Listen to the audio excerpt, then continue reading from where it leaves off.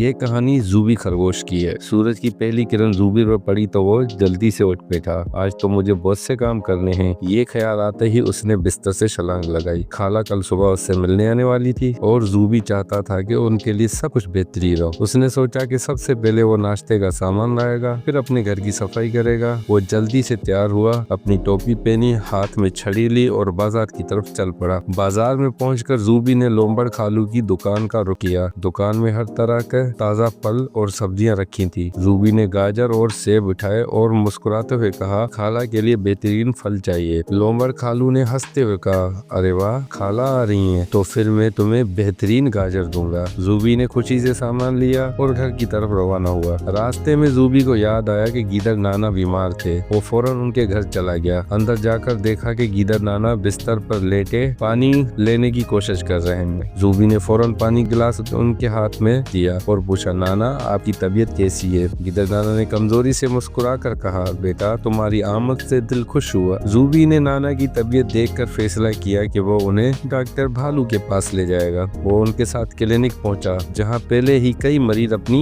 बारी का इंतजार कर रहे थे। डॉक्टर भालू ने गीदड़ नाना का मुआयना किया और कुछ दवाइयां तजवीज की। क्लिनिक से वापस आकर जूबी ने सोचा कि अब दावत के लिए बाकी सामान खरीद ले, लेकिन जब वो बाजार पहुंचा तो दुकानें बंद हो चुकी थी। वो उदास हो गया और मायूसी से सोचने लगा, अब खाला के लिए क्या ले जाऊंगा। मायूस जूबी जब घर पहुंचा तो दरवाजे पर एक बड़ा बंडल रखा देखा, जिस पर फूलों का गुलदस्ता सजा था। पड़ोसी ने मुस्कुरा कर कहा, ये तुम्हारे लिए खाला ने भेजा है। जूबी हैरानी से बंडल खोलने लगा। अंदर फल, सब्जियां और मजेदार खाने रखे थे। उसके साथ खाला का एक खत भी था, जिसमें लिखा था, मेरे प्यारे जूबी, मैं जानती हूँ कि तुम मेरे लिए बहुत तैयारियां कर रहे हो, इसीलिए मैंने तुम्हारे लिए ये तोहफा भेज दिया। जल्दी मिलते हैं। जूबी ने मुस्कुराते हुए खत पढ़ा और खुशी से झूम उठा। उसकी आंखों में चमक थी और वो बेसब्री से खाला के आने का इंतजार करने लगा।